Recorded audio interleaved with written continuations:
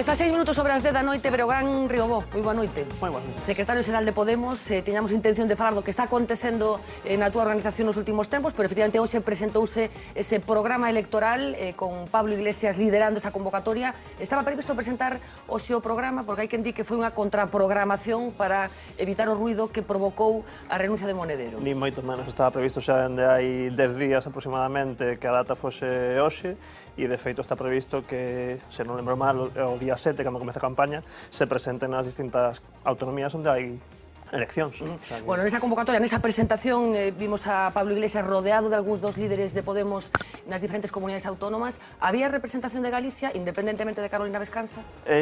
Non, neste caso eu non fun para estar aquí Sí. hoxe, co cual non había ninguén do Consello de Cidade Galego no acto. E ten presenza propostas galegas nese programa? Bueno, a nivel sectorial, os grupos van participando con todos os territorios, con expertos distintos, co cual pois, o programa responde maioritariamente ao que son, pois, neste caso, as propostas das comunidades onde sí que hai eleccións agora mesmo, un programa marco para estas eleccións autonómicas onde hai eleccións en todo caso, e se sigue traballando, lóxicamente, no que serán as propostas galegas máis adiante, cando nos toca aquí as eleccións propias no 2016. En calquer caso, queda claro xa neste programa cal é o modelo de Estado que propón Podemos? Creo que unha liña base, unhas liñas marco do que son pois, ideas fundamentais do que quere ser Podemos neste caso, non? Do que lle quere transmitir a cidadanía, de que tipo de cuestións hai que modificar para facer un cambio real e verídico, pois quedan plasmadas neste documento, que é bastante amplo, hai bastante que analizar. Sí, pero fala un pouco da organización de Estado. Estado federal, Estado das autonomías, respeto ás identidades dos diferentes territorios. Coido que a día de hoxe, como veñemos repetindo constantemente, entendemos que estamos nun Estado plurinacional onde todo o mundo ten que convivir, neste caso, pois, tendo en conta as diferencias que hai, pero tendo en conta que a diversidade e a pluralidade cultural que hai en España, neste caso, no Estado español, pois é positiva para todo o mundo. E iso é o que hai que potenciar, basicamente. Neste programa en sí non se entra nun modelo de Estado como tal, porque realmente iso van para unhas eleccións xerais. Estamos falando de unhas eleccións autonómicas, neste caso, en 13 comunidades, logo tamén nos cabildos nas illas, por exemplo. Entón, bueno, coido que non é o momento tampouco dese debate como tal. Ese debate darase máis adiante. Pero como secretario xeral de Podemos, ti que tipo de reivindicacións vas facer desde Galicia para respetar a cuestión identitaria, por exemplo? É que a cuestión identitaria creo que queda bastante clara no propio texto do que é a Constitución Española, no propio Estatuto de Autonomía de Galicia, neste caso, e queda claro que Galicia ten a condición de nacionalidade histórica, e nese senso é o que falamos sempre, non? Nós temos unha Secretaría de Plurinacionalidade a nivel estatal, entendemos que a relación ten que ser pois, cordial entre os distintos territorios e poñer en valor realmente o que son as características culturais, as características lingüísticas e todo o demais que haxa que realmente nos diferencia en parte, pero tamén nos une. Bueno, imos coñecer enseguida polo miúdo basicamente cales son as medidas expostas hoxe en Madrid. Para ti, cal é a medida estrela dese programa de Podemos? Creo que hai bastantes medidas que son moi boas, incluso as tres que se comentaron ao principio son bastante interesantes, non? Sempre falamos de que hai que protexer a xente que está máis desfavorecida agora mesmo, o tema da paralización dos desafiuzamentos é algo que se podía ter feito xa, hai unha directiva europea que permite facer isto e que no Estado non se está facendo e entendemos que son as medidas que van na mellor das liñas e despois tamén o feito de falar dun novo modelo productivo, non? Dun novo modelo económico para o Estado, onde se poñan en valor realmente pois aquelas profesións e aqueles traballos de alto valor engadido, cuestións como modelo enerxético, non? Creo que son cuestións interesantes que dende hai tempo se podrían ter falado, pero que por intereses ou desinterese de outros partidos pois nunca estiveron en riba da mesa. Bueno, imos entrar en detalle porque creo que vai ser máis fácil manter esta conversa se a xente ten claro que foi o que se propuxo exactamente hoxe dende Madrid. Imos facer unha primeira conexión con Marina Cabegato para deternos nesa parte máis económica dese programa de Podemos. Marina, adiante. Fueron en total, Fernanda, 215 propuestas distribuidas en 70 páginas de un programa electoral y una de las medidas de estrella en el ámbito económico tiene que ver con la vivienda. Los de Pablo Iglesias contemplan una dación en pago retroactiva para todos aquellos que entreguen o que hayan entregado su vivienda para poder así cancelar su deuda. Se tratará de un procedimiento judicial compuesto por una fase de conciliación y en caso de que no haya acuerdo, un juez decidiría sobre las quitas o la reestructuración de esa deuda. Aún dentro de este tema, Podemos quiere también prohibir que las administraciones públicas contraten con entidades bancarias que ejecuten desahucios, así como proponen también sancionar económicamente a aquellos que posean más de 10 viviendas y que éstas estén vacías y que no quieran además sacarlas al mercado, por ejemplo, de alquiler. Otra de las medidas más populares tiene que ver con este nuevo giro de tuerca que se le da a la idea de la renta básica universal. La propuesta ahora es un plan de garantía de renta para aproximar, dicen, las rentas mínimas de inserción que ya existen en las distintas comunidades autónomas al salario mínimo, que ahora mismo está fijado en los 648 euros al mes. Ellos quieren también garantizar el suministro de agua, luz y gas para todos, así como estudiar la creación por parte de cada comunidad autónoma de una empresa comercializadora de electricidad de titularidad pública. Aún dentro del capítulo económico, ellos proponen implementar la jornada laboral a 35 horas, empezando por el empleo público, y también quieren desarrollar una banca pública en las comunidades autónomas. Sobre los impuestos, ellos apuestan por recuperar el impuesto de patrimonio y derogar las bonificaciones en el impuesto de sucesiones. Quieren además impulsar un plan de transparencia en el que se prevé, por ejemplo, la obligación de los cargos electos de realizar una declaración de gastos mensual, así como una lei de prohibición, Fernanda, de puertas giratorias. Bueno, pois basicamente son os puntos que hoxe se presentaron. Repasando así por encima, Brogan, non parece que haxa moitas diferencias cos programas económicos de outros partidos que forman parte da oferta electoral clásica. Estou pensando en Esquerda Unida, por exemplo. Cal é a diferencia da economía que quere implantar Podemos en España con respecto a que propón, por exemplo, Esquerda Unida, como decía? Coido que diferencias hainas. O que pasa que xa dicía, non? O programa acabase de presentar, son bastantes medidas, 215, como comentaba, entón, neste caso, pois haberá que analizalas todas detidamente, non? En todo caso, cuestións como o tema dos desofiuzamentos son moi importantes, e a día de hoxe non se estaban aplicando en ningún sitio de todo o Estado, co cual, podendo aplicalo ainda así, é dicir, a propia Unión Europea, pois, nunha propia directiva, permitía a paralización dos ofiuzamentos, non? De feito, pois, foi Rafa Mayoral, membro de Podemos, do que era o Consello de Cidade Estatal, quen foi ao Parlamento Europeo a defender esta cuestión.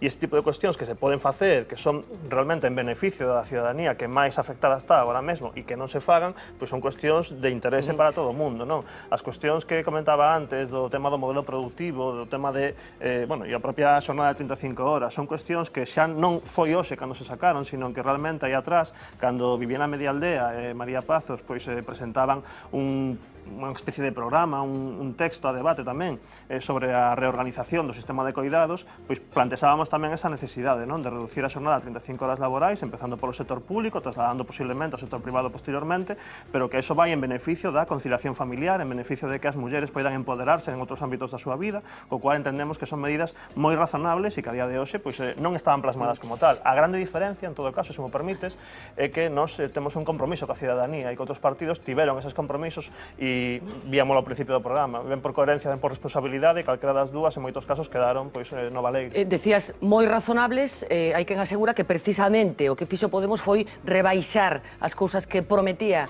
cando apareceu na escena política e que, basicamente, explica a decisión de Monedero de marchar. Ni moito menos, non rebaixamos, simplemente dixemos que o que era o programa para o Parlamento Europeo era un programa, por así dicirlo, de máximos, nunha situación na que realmente no Parlamento Europeo, sen ter capacidade como tal de goberno, non vas poder modificar directamente esas cuestións, non? Entendendo que eso era un programa para as eleccións europeas, agora ven un programa para as eleccións autonómicas nos territorios onde as hai e posteriormente chegarán para as eleccións xerais e as eleccións galegas. Entón, os programas, lógicamente, hai que adaptalos ás características concretas. Non pode ser que nun programa para calquera elección poidamos propoñer unha cousa que despois é imposible facela, como outros sí que fan. Nós non queremos facer iso e por iso adaptamos os programas en cada situación concreta. Pero que pasa? Que cando se presentaron as primeiras propostas, Podemos non sabía cal era a situación de España? Por exemplo, a renta básica, por exemplo. Pero da renta básica xa falamos en moitos casos durante estes meses e sempre defendimos que a renta básica é un objetivo de máximos. Lógicamente, o que é a implantación como tal, nun estado onde non hai unha renta básica agora mesmo, temos o exemplo, por exemplo, do País Vasco. No País Vasco hai unha renta garantizada similar da que estamos a falar. Entón, hai que empezar por implantar métodos pouco a pouco. Lóxicamente, haberá que darlle a capacidade para que a xente que máis desfavorecida está poida vivir nunha situación de dignidade realmente, que a día de hoxe hai moita xente vivindo por debaixo do umbral da pobreza no Estado, co cual, nese senso, creemos que hai que comezar pouco a pouco para ir mellorando paulatinamente as medidas económicas que poden tomar. Insisto, que hai de diferente nestes momentos entre Podemos e Esquerda Unida, por exemplo? Xa digo, dicir, creo que os nosos compromisos directamente, que son coa cidadanía, o feito de evitar as portas giratorias, coido que estamos cansos de saber xente de Esquerda Unida, por exemplo, que tivo implicación no tema de Bankia, das tarxetas Black, co cual, bueno, creo que hai diferencias fundamentais que van na regeneración da política e que hai partidos que, máis alá de que poidan ter propostas similares ás de Podemos, pois creo que teñen que facer un lavado de cara bastante importante de outro tipo de cuestións, así como profundizar nas súas propostas tamén. Nós creo que co programa que se presenta hoxe, esas 215 medidas, queda bastante claro cales poden ser as liñas xerais dun novo modelo realmente económico, productivo para o Estado. 10 meses, un ano de vida, se contamos dende esas eleccións europeas, non é un pouco cedo, Berocán, para empezar a ter problemas de envergadura, para que un dos fundadores da organización decida marchar porque non encontra acomodo no rumbo que está tomando o partido? Problema ningún. É unha decisión persoal de Juan Carlos Monedero. Juan Carlos Monedero é unha persoa importantísima e seguirá sendo importantísima, unha persoa que él mesmo, na súa carta que redactou a Pablo Iglesias, de feito, expresa novamente o seu compromiso con Podemos e entende que a forma de colaborar dun mellor xeito con Podemos agora mesmo é non estando nos cargos de dirección de Podemos, simplemente. Bueno, esa é unha das partes que ten que ver, bueno, ca parte blanca, digamos, da renuncia de Monedero. O certo é que Monedero, despois escoitaremos parte das cousas que dixo Monedero, di cousas que eu non sei se compartes ou non, o análise que fai Monedero no sentido de decir que Podemos xa non ten que ver con esa efervescencia, digamos, do espírito do 15M, sino que se está acomodando a un partido convencional. Ti sentes que isto está acontecendo en Podemos? Non está acontecendo exactamente así, é dicir, lóxicamente, exactamente, pero claro, algo así? Exactamente así non, porque falamos de que Podemos é algo novo, novidoso, no que incorporamos moitas casuísticas, moitas cuestións totalmente novas, innovadoras con respecto a calquera outro partido político, pero logo hai que ter unha cousa clara, non? As reglas do sistema son unhas e non podes saltarte as reglas, o que si podes facer é intentar modificalas. Entón, Podemos, en certa medida, vais adaptando o que é o sistema en sí. Outra cousa é que nós, directamente, teñamos cuestións moito máis participativas que calquera outro partido político, temos primarias, en 4 meses tivemos primarias para escoller os órganos municipais, os órganos galegos, os órganos a nivel estatal, primarias para escoller as candidaturas de todas as comunidades autónomas onde hai eleccións. Temos un compromiso ético moi claro, moi bastante estricto nese sentido, non? Pero compromisos éticos teñen todos os partidos, que decir, que despois aconteza... Sí, bueno, pero a cuestión é que se cumpra. Entón, nós cumprimos os compromisos éticos, outros partidos non cumpren esos compromisos éticos. Entón, eso é unha grande diferencia ao respecto. E logo, lóxicamente, toda crítica que sexa para construir é benvida, por suposto. É dicir, eu creo que Podemos o bo que ten é a pluralidade inmensa que hai dentro de Podemos. Temos un montón de xente que ven de outros partidos que non ven da política activa, que ven dos movimentos sociais, cada un ca súas opinións, e o bo que ten Podemos precisamente é esa pluralidade e esa diversidade nas opinións. E entendemos que Monedero, neste caso en concreto, decide que vai colaborar mellor, vai estar mellor así mesmo, non? Consigo mesmo, máis a gusto. Despois de toda a presión mediática que estivo sometida, que xa nos gustaría, por exemplo, que se fixera o mesmo, por exemplo, a Rodrigo Rato, a Bárcenas ou a outra xente, non? Porque, vamos, as diferencias son bastante salientables entre o que aconteceu con Monedero e o que aconteceu con outra xente que leva roubado cartos dende hai moitos anos e bastantes máis, moitos máis, porque Monedero, lembremos, non roubou cartos. Ti levaches algunha sorpresa con Monedero? Sorpresa. Negativa, quero decir. Non, a ver, sorprendeume que tomara esa decisión neste momento, porque estaba coordinando o que era o programa, pero xa había un tempo que ele estaba pensando sobre a súa participación en Podemos, a respecto de como poder participar mellor, non? En Podemos Galicia, hai alguén que comparta un pouco a estrategia que manifesta Monedero? É que non é unha cuestión de estrategia, é dicir, el toma unha decisión... El fala de estrategia, el di que non comparte a estrategia, fala, insisto, despois escoitaremos as cousas que di exactamente, pero el fala de estrategia, que non comparte o que está sucedendo nestes momentos con Podemos.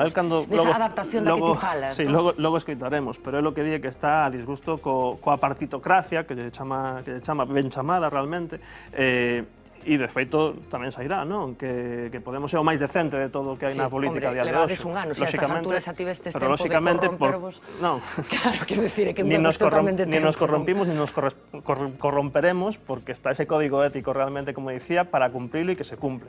E, de feito, non só o código ético, sino pois, as comisións de garantías realmente están para facer ese traballo de analizar todo tipo de casuística que poida pasar, e están traballando. Díxame que imos ir por partes, porque, como digo, temos moitos argumentos que poñer encima da mesa en relación con Podemos, empezando por esta parte económica do programa. Empezo por ti, Ernesto. Breogán fala de adaptación sucesiva ás diferentes realidades, ás diferentes momentos que se van vivindo. Eu non sei se ti tes outra interpretación do que está acontecendo. Sí, vamos adelante. O programa, a mí, o que máis me gusta é un apartado, eu tive unha oportunidade de lerlo esta tarde, que ao fondo de todo rescatar o cidadán, que me parece que é unha idea moi boa. O que ocorre é que o programa ten pouco que ver, efectivamente, con ese idealismo co que partiu Podemos nunha etapa inicial, non? Entón, é un choque, Breogán, entre o que a xente ten na mente sobre a idea original de Podemos e probablemente a realidade que hai agora mesmo.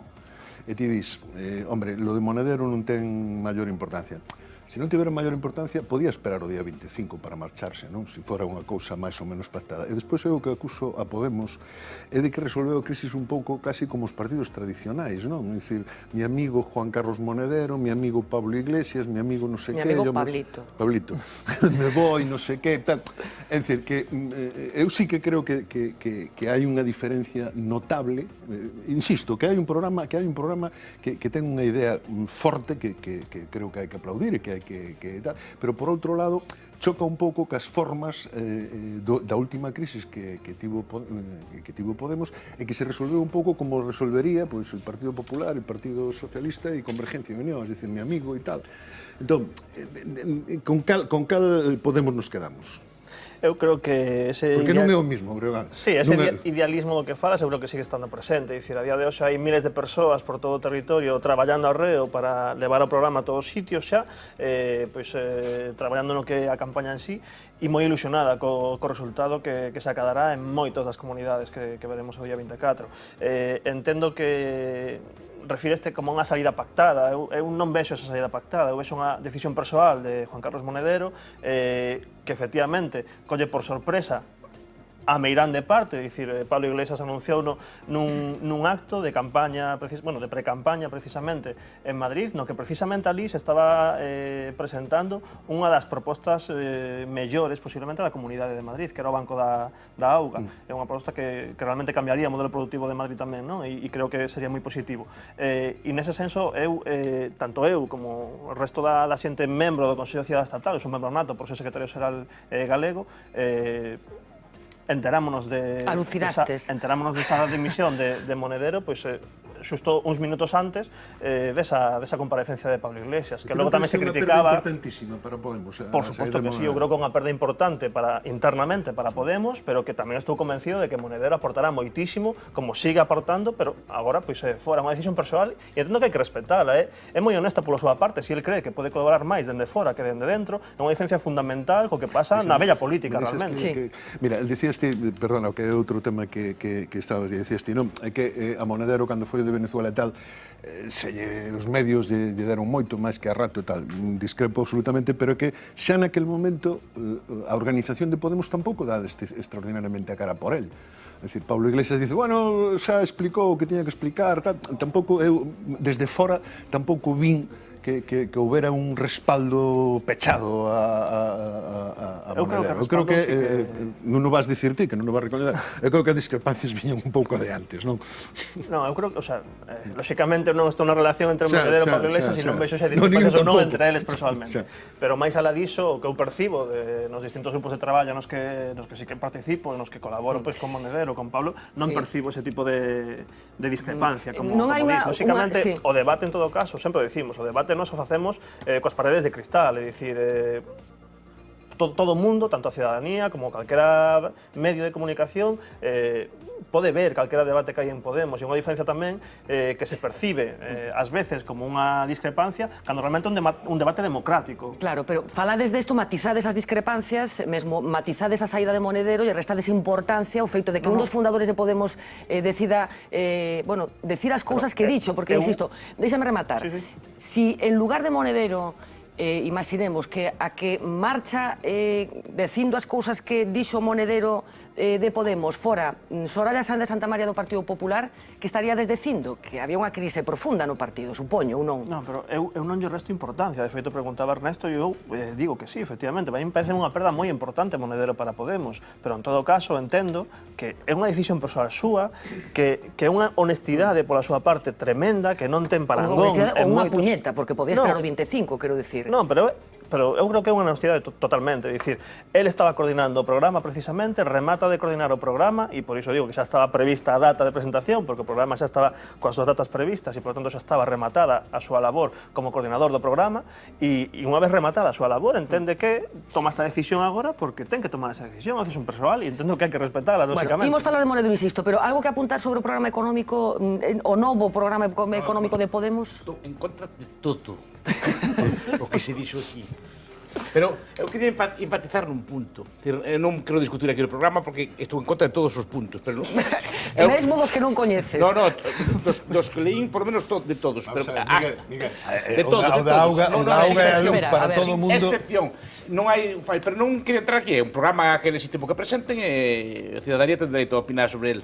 O que me preocupa é outra cousa, é dicir, ese programa é francamente recentralizador, é un programa jacobino, españolista, podíamos decir así, é dicir, porque, por exemplo, Pablo Iglesias dixo de que Madrid que era un paraíso fiscal, Pablo Iglesias dixo que hai que armonizar os impostos de sucesión, que os impostos de sucesión son competencia autonómica, é dicir, que hai que quitarlle as competencias e autonomías esos aspectos. Tamén compartides vos desde Galicia esa recentralización nesos ámbitos, ou credes que as autonomías ainda deben ser soberanas a conservar os seus impostos, ou a conservar o que teñen a día de hoxe, ou queredes volver a unha nova loapa, decir unha cousa así de españolizar todo outra vez?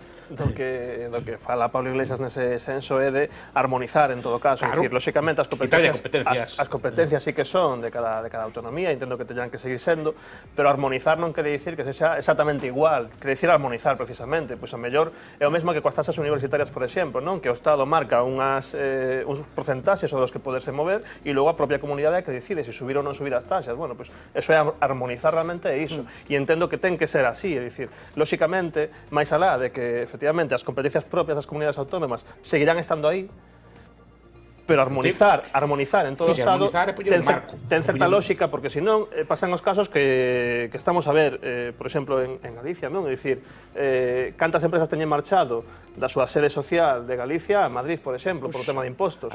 Bueno, pues, pero armonizar en todo caso será positivo tamén para Galicia. Por lo menos na pouca que teñen, conservala e forma parte da... Pero hai moitas empresas que marchan precisamente polo imposto de sucesións, porque ali non se paga e aquí sí. Quero dicir, entendo entón que estades a favor de suprimir o imposto de sucesións, porque me parece escoitar o contrario. Imos ver, o que eu dixen é dicir, armonizar quere dicir que máis ou menos haxa uns mínimos comuns para todo o Estado. Logo, a propia comunidade, a propia nacionalidade histórica terá a súa competencia propia para marcar dentro desas horquillas, por así dicirlo, pero, lóxicamente, nun Estado plurinacional no que estamos, entendemos que ten que haber unha certa armonización fiscal. É lóxico, dicir, porque senón estaríamos nunha república bananera en moitos casos. Incluído o cupo vasco, quero dicir, porque falar de armonización fiscal nun país como este, con excepcións sobranceiras, como o caso de Navarra e o caso do País Vasco... A iso imos, é dicir, tamén está o caso das Illas Baleares, por exemplo, non? Que debe ser o único arquipélago de toda Europa que ten un réxime fiscal moito máis, moito peor que calquera dos outros arquipélagos que hai na Unión Europea, por exemplo. Entón, hai cuestións que necesitan unha certa armonización. A cuestión que se necesita. A ver, escoitamos en ningún caso estamos falando de retirar as competencias. Deixademe que completemos un pouco cousas que se escoitaron hoxe en Madrid a boca de Pablo Iglesias en relación con este programa. Marina, falábamos de propostas económicas, pero hai máis cousas concretas que teñen que ver cas cousas que quere facer Podemos o caso de que teña ocasión de facelo. Contanos. Sí, por ejemplo, tienen que ver con la educación. Ellos abogan por reducir las horas lectivas de los profesores, así como reducir el número de alumnos por clase y universalizar el tramo de los 0 a los 3 años, es decir, educación infantil universal y gratuita desde los 0 años, es la propuesta de Podemos. Proponen además potenciar la gratuidad de los libros de texto y también negociar con el Ministerio de Educación la paralización de la LOMCE y una moratoria en su aplicación hasta por lo menos el 2016. En las medidas sanitarias están, por ejemplo, la cobertura de la interrupción voluntaria del embarazo por el sistema público de salud, así como el acceso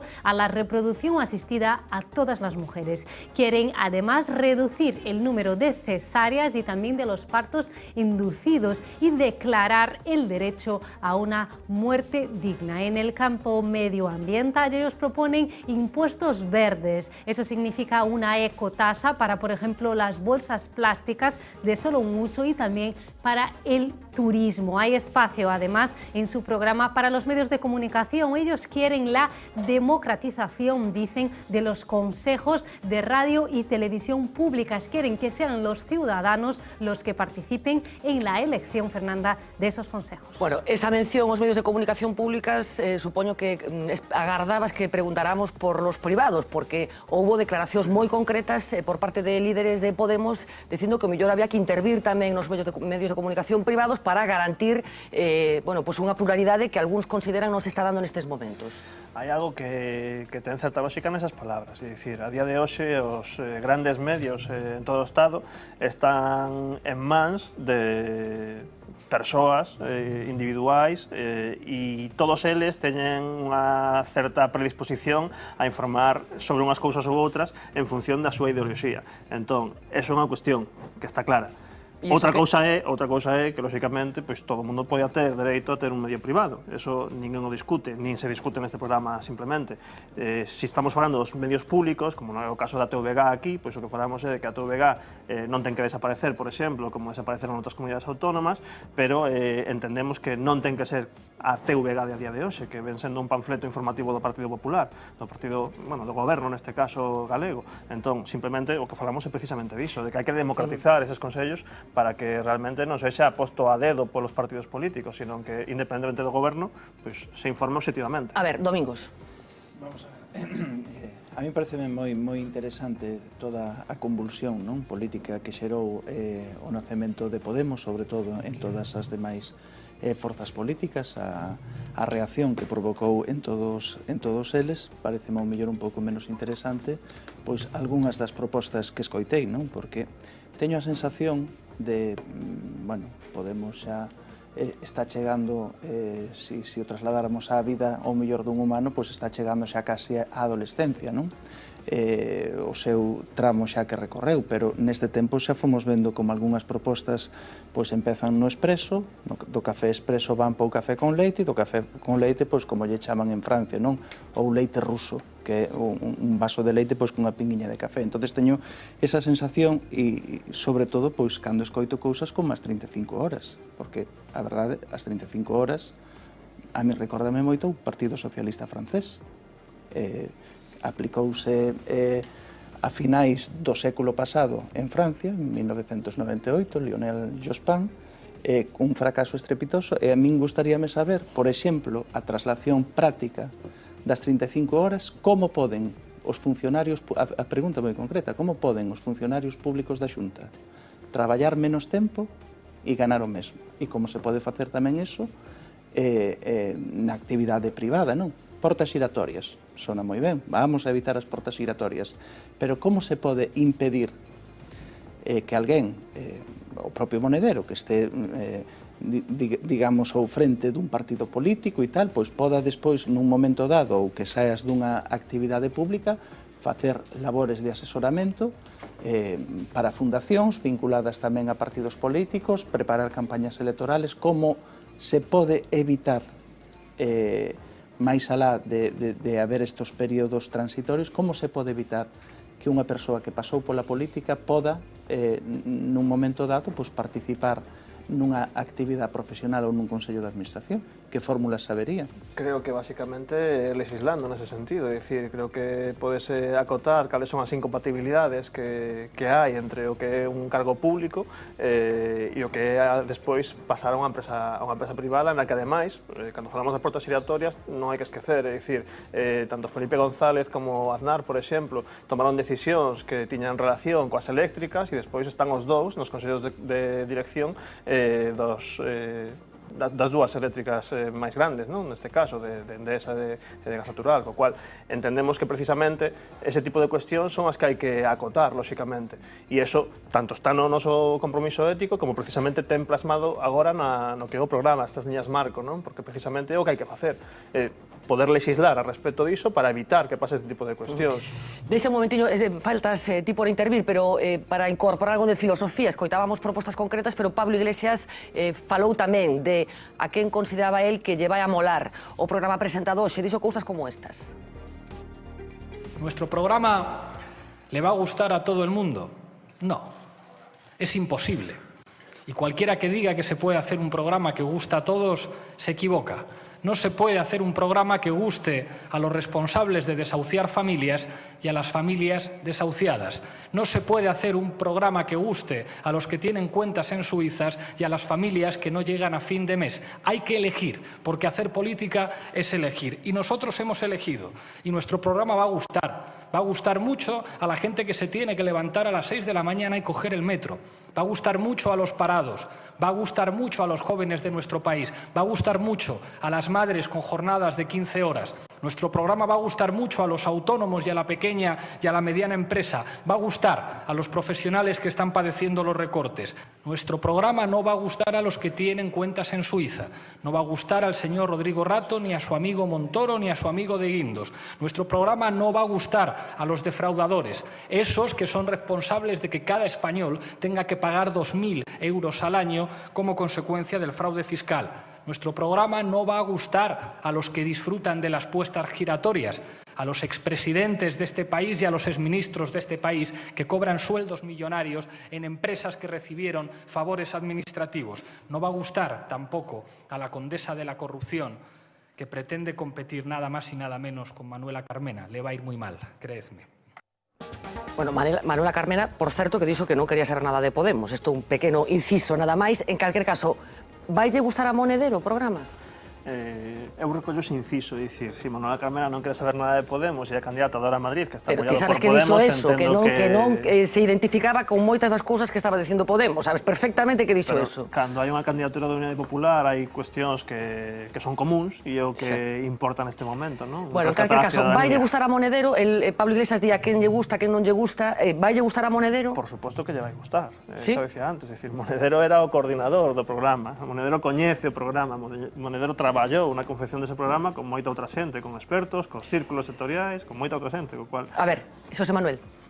Bueno, eu un pouco recollendo a reflexión que facía Bastos, non? A mí preocúpame bastante das propostas e do discurso de Podemos ese espírito recentralizador que se ve en moitas delas, non concretamente neste programa electoral, senón en todo o discurso que leva construído Podemos desde fai un ano.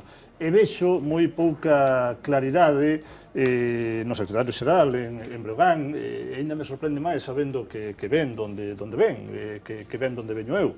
Non? E que, por exemplo, pois... Bueno, e donde ven Bastos tamén.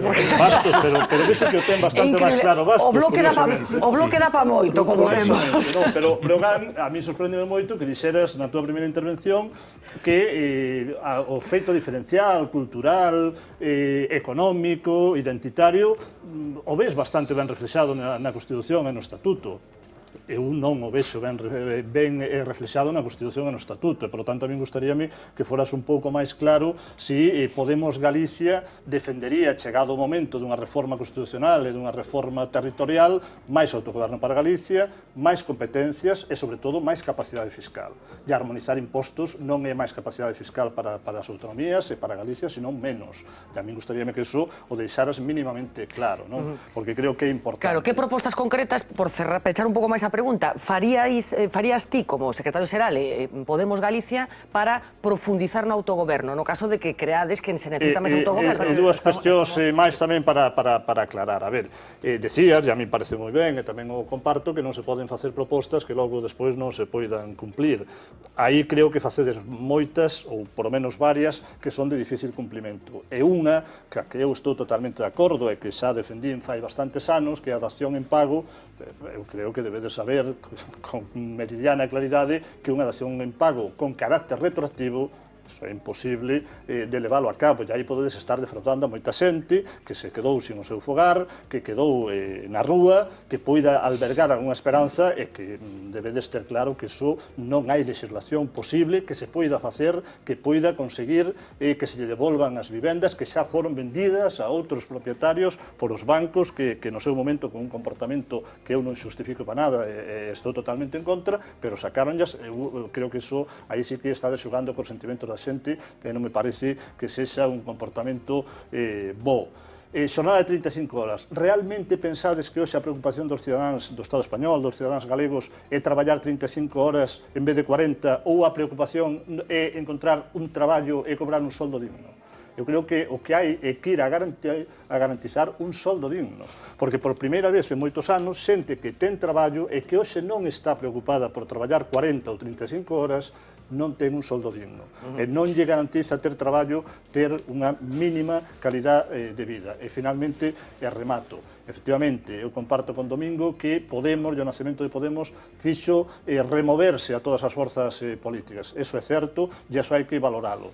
Pero tende resolto casos como o de Monedero do xeito máis tradicional, e absolutamente igual que o ten resolto outros partidos políticos tradicionais e vellos do sistema.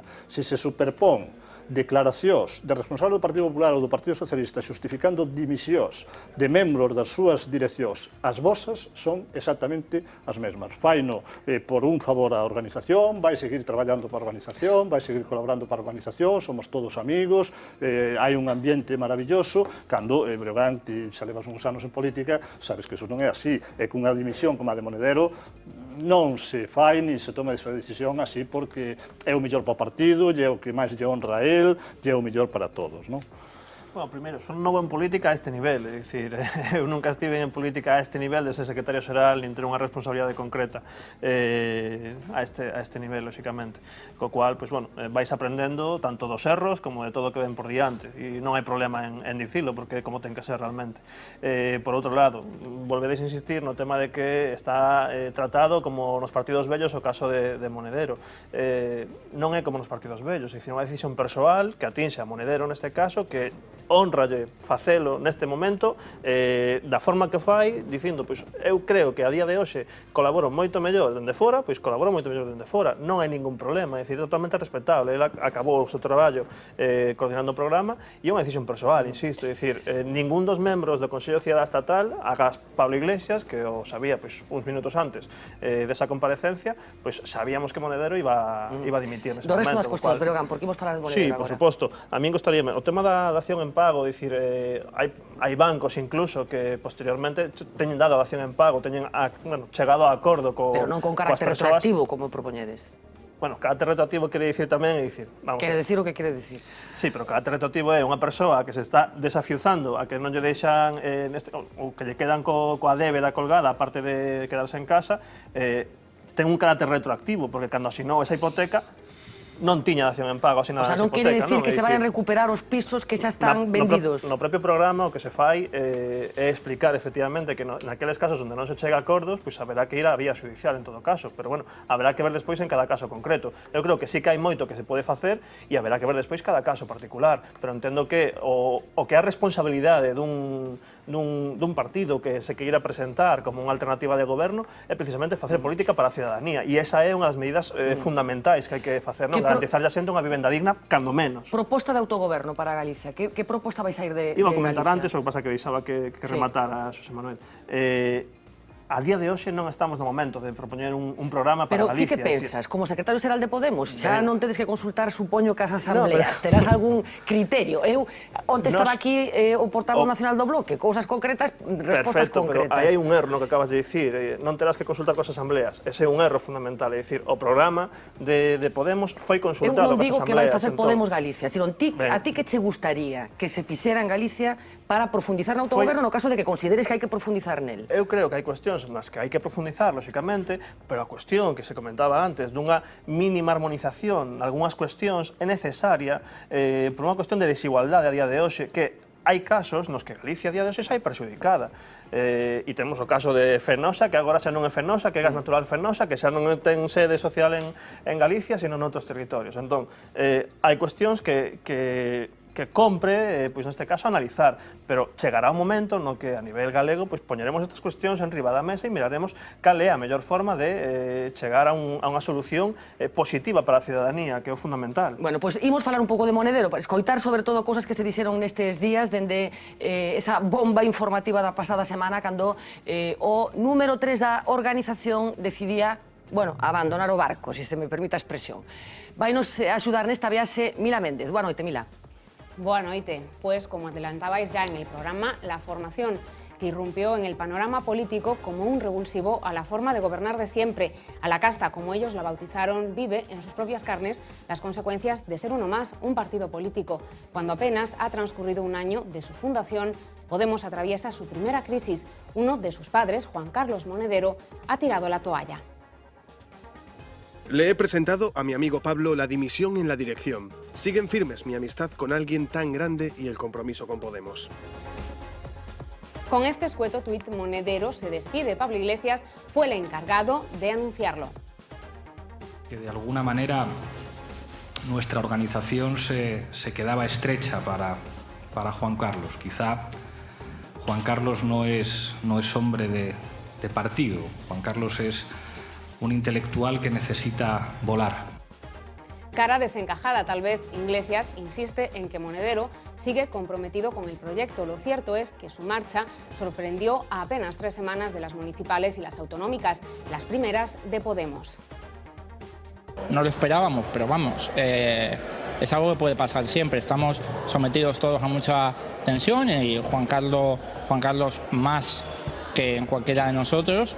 Y la verdad, yo no sé cómo hubiera reaccionado si se me hubiera machacado tanto mediáticamente como se le ha machacado a él, pero desde luego no lo esperábamos. Algunos populares, como Cristina Cifuentes, dicen que Podemos ya sufre los problemas de la casta. Pedro Sánchez no ha desaprovechado la ocasión para insistir en un término: crisis. Soy muy respetuoso con las crisis políticas que puedan tener otros partidos y, por tanto, yo respetando, por supuesto, y no entrando a considerar cualquier crisis política que ahora mismo esté sufriendo Podemos. El ideólogo de Podemos estuvo en el disparadero desde que se supo que cobró 400.000 euros por una consultoría internacional y que los cotizó como una sociedad y no como persona física. En los últimos días, Monedero ya fue dejando pistas de su posible marcha.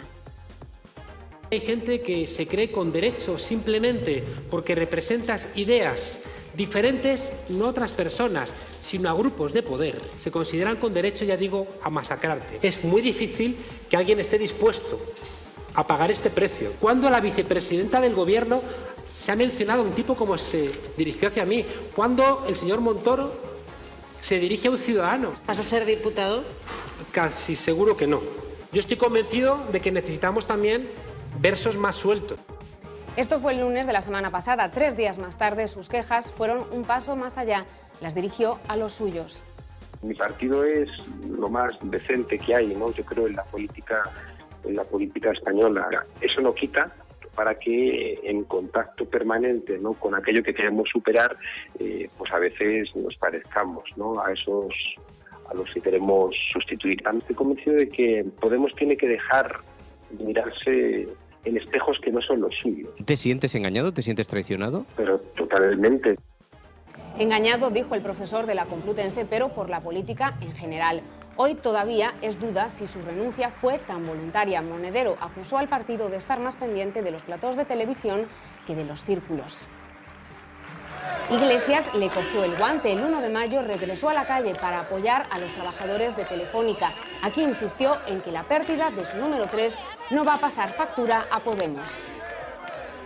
Es muy doloroso, me ha emocionado mucho leer la carta de Juan Carlos. Juan Carlos es un amigo, pero Juan Carlos sigue en Podemos. ¿Le preocupa que lo que está pasando con Monedero afecte a las próximas elecciones?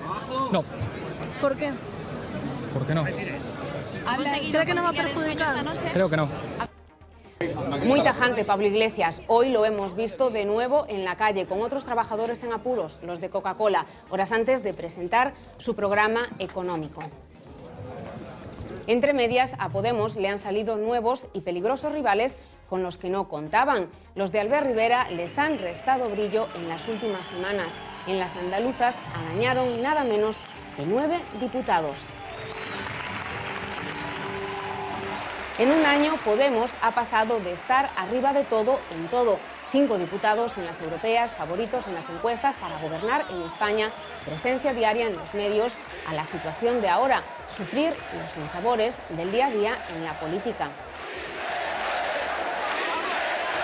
Veremos si esta crisis, esta etapa de cambio, es más un paso atrás o adelante en la historia de este incipiente partido. Fernanda. Bueno, pues no te vayas lejos, Mila, porque vamos a hablar también de Podemos Galicia. Monedero di que se siente totalmente traicionado por Podemos. Non. E de feito, comentounos xusto despois de que saíra a frase, non? Síntese traicionado polo sistema político en xeral, non por Podemos. Esas foron as súas palabras, foron as súas palabras textuais. O sea, entendes eso do que dixo Monedero? Entendo porque foi o que dixo. Que se entende que se siente traicionado polo sistema político en xeral. Entende que a partitocracia que hai a día de hoxe o que fai que haxa unha desafección política total por parte da cidadanía. E eu entendo entendo o que di e comparto o que di. É dicir, eu tamén estou descontento co sistema político a día de hoxe, cos partidos que hai a día de hoxe. Claro, eso xa o sabíamos. Hai un ano cando apareceu Podemos. Quer dicir, que ten de novidoso? Entón, quero dicir, non sería novo que Monedero dixera eso da oferta política en xeral, sino o novidoso é que fala de Podemos. É o que sigue dicindo. É que se está parecendo demasiado os partidos que quería cos que quería pelexar, non? Eu creo que Podemos non se parece en nada a calquera dos partidos tradicionais da bella política que hai a día de hoxe no escenario, no panorama político de todo o Estado, e creo, ademais, que, como dixen antes, foi unha cuestión persoal del, que eu comenteino tamén antes, é dicir, toda a crítica constructiva é ben recibida, porque o que ten que facer Podemos, o que temos que facer en xeral, é seguir crecendo, e, lóxicamente, se se cometen erros, pois hai que aprender dos erros, e xa está, non hai ningún problema. Pero que nós, o que facemos é un debate aberto a toda a cidadanía, aberto a todos os medios de comunicación, e hai un debate democrático totalmente, e onde se ve ese debate democrático, pois algúns queren ver que hai disputas ou discrepancias, cando non é exactamente así. Igual que falamos das disputas e discrepancias do resto dos partidos, quer dicir, que formar parte do xogo supón aceptar que se poña encima a lupa do que está facendo un partido que creou tantas expectativas como Podemos. Precisamente, Podemos non hai necesidade de poñer a lupa porque directamente xa estamos sen paredes, coas ventas abertas, bueno, hai xente que forma parte da organización, ou que formou parte da organización, que non ten exactamente ese punto de vista que tú estás a expor. Dis que non reaccionades en ningún caso como os partidos políticos tradicionais. Tampouco en Galicia? Non, por suposto que non. Bueno, pues Mila Méndez vai nos contar algún problema que tivestes en Galicia nos últimos días. Mila. Encantado de explicar. Sí, de hecho, Monedero lo dejó caer. La dirección le está prestando poca atención a los círculos y algunos empiezan a rebelarse. En Galicia, donde hay en torno a unos 90, hemos vivido estos días un par de casos. En A Estrada, el partido de Pablo Iglesias ha suspendido de sus cargos orgánicos a Ofelia Lema. El motivo, que Ofelia concurre como candidata de A Estrada Pode a la alcaldía, algo incompatible con su papel como responsable de este círculo municipal. La plataforma ciudadana está auspiciada por miembros de Podemos, pero no es lo mismo que Podemos. Gente que está recibiendo muchísima presión. A todas esas personas que hemos sido bastante críticos con esas directrices por imperativo, puedes expandir una serie de círculos a nivel nacional para conseguir apoyos y después decirle a esos círculos vosotros no pintáis nada. Tenemos un documento aprobado en la Asamblea de Vistalegre en octubre, un documento político que dice que Podemos no se presenta a las municipales. Tenemos que ser coherentes. La formación de Iglesias decidió no presentarse a las municipales. Ofelia se mantuvo en sus 13 y denunció falta de democracia interna. La han apartado temporalmente. Ella señala a la dirección en Galicia. Esto es lo que dijo en el plató de Vía V el pasado jueves. Como sabíamos que Podemos no participaba de las municipales, pues decidimos agruparnos en una candidatura con otra serie de ciudadanos. Que Podemos Estatal me dijo que bien, perfecto, que Podemos no se presenta a las municipales, pero que no somos muy libres de presentarnos, pero es Podemos Galicia quien parece tener algún problema con esto. En Ames también hubo diferencias con la responsable del círculo en esta localidad y en Vigo, Ana Sánchez, rival en su día de Breogán Riobó por la Secretaría General en la comunidad, aseguró esto. Non conseguía continuar aí polas presións e polas acusacións falsas que se me facían. Todo isto que empezou a suceder foi a raíz da miña presentación como candidata a Secretaría Xeral. Ana Sánchez ha dimitido, dice ella, que por las presiones internas. El motivo, asegura, no es otro que ser en su día contrincante de Riobó. Le comunicó su decisión a sus compañeros en Vigo por un mensaje de Facebook. Bueno, pues mira, graciñas, por resumir o que está pasando nestes últimos días en Podemos Galicia, acusacións moi concretas, escoitábamos a Ofelia Lema decir que os círculos non pintan nada nestes momentos. Os círculos pintan moito. A cuestión aquí, no caso da Estrada, comentaba o Borja, que é o secretario de Ágora Galicia, que como se chama dentro da Mesa Cidadá, pois o que levaría a organización, a extensión de círculos precisamente. E comentaba moi ben, Podemos na Asamblea de Vista Alegre decidiu non concurrir ás eleccións municipais e iso hai que cumprilo, dicir, o que non pode ser que uns documentos que esteñan a candidatura é a Estrada pode, non? Deixame explicar. Non, pero que non é Podemos a Estrada, é a Estrada pode. Fernanda, porque así se entenderá perfectamente. Dicir, ese documento foi votado por un 80% das persoas inscritas en Podemos, quedou bastante claro. Posteriormente hai unha serie de circulares a nivel estatal, hai unha propia circular a nivel galego que se manda a todas as secretarías xerais municipais, entre elas a Ofelia, e incluso hai dúas reunións presenciais coas secretarías xerais municipais, as que precisamente a Ofelia non se achegou ninguna das dúas, unha en Arzúa o 13 de marzo e outra en Lalín o día 25 deste mes pasado de abril. Entón, bueno, entendemos que hai unha comunicación totalmente fluida coas secretarías xerais municipais en Galicia, e entendemos que neste caso, si Podemos non se presenta ás eleccións municipais como se decidiu, que unha persoa que ten un cargo orgánico, que é secretaría xeral no seu municipio neste caso, porque non é responsable do círculo, é unha cuestión importante a salientar. Unha cosa é o círculo, que ven sendo a forza social, por así dicirlo, de Podemos, e outra cuestión é o Consello Cidadá Municipal, ou Secretaría Xeral, que sería o cargo político como tal. Entón, ten unha responsabilidade política con Podemos neste caso e coa cidadanía, e non podemos confundir a cidadanía, e moito menos que encabece unha lista dunha candidatura cando Podemos non está concurrindo ás eleccións municipais. É simplemente esa cuestión a que non se cumpría, e de feito os propios documentos marcaban cal era a necesidade sine qua non había para poder apoiar unha candidatura municipal. Pero non te chama a atención que esta necesidade era simplemente consultarlo precisamente a Asamblea Cidadá, e iso foi o que non se fixo na Estrada tampouco. Non houve unha votación telemática a través da Agora Voting, a ferramenta que empregamos nós, igual que a houve para apoiar a Marea Atlántica, a Compostela Aberta, a Lugo Novo, por exemplo, a agrupación de veciños implicados de Valdoviño, a Moveneda, a Marea de Pontevedra... Ofelia, en calquer caso, amplía a crítica e di que os círculos non pintan nada, creo que a expresión exacta que utiliza non é a expresión que utiliza Monedero, pero Monedero tamén recrimina a Podemos que eses círculos pasaron a ser unha especie de coartada, máis que un argumento, un sustrato de fondo de Podemos. Mira, mañá mesmo hai unha reunión no Círculo da Coruña, mércores, sobre debate, porque todos os mércores hai reunións no Círculo da Coruña, por exemplo. Falo da Coruña porque a cidade onde eu vivo e o que máis coñezo. E os círculos están máis activos que nunca. No da Coruña, concretamente, están totalmente implicados, por exemplo, na colaboración da campaña da Marea Atlántica, porque Podemos na Coruña sí que apoia a Marea Atlántica, non? Que foi un proceso exemplar de participación cidadá, e nese caso os círculos son importantísimos para Podemos. Son, serán e seguirán sendo sempre. Segunda vos pregunto, pero falabas da Marea Atlántica, o vindeiro luns, se non me falla a miña información, vai estar Pablo Iglesias da cidade da Coruña, vai estar co candidato da Marea? Está pendente de ver que actos se apoiarán na Marea Atlántica.